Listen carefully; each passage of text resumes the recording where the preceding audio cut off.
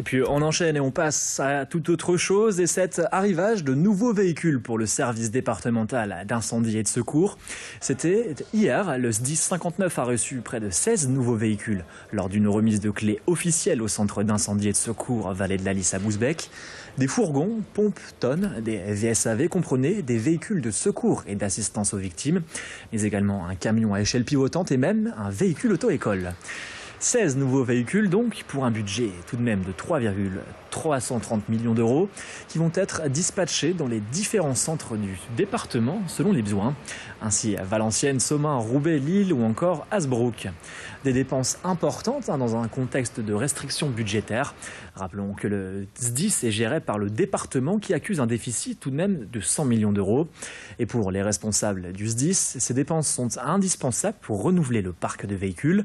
Et pour réduire les coûts, ils envisagent même la mutualisation des moyens avec d'autres SDIS. On écoute les explications complémentaires au micro d'Idil Gunaï. On a des normes qui nous sont imposées et c'est par rapport à ces normes que l'on constitue les cahiers des charges qui sont ensuite transmis aux différents fournisseurs.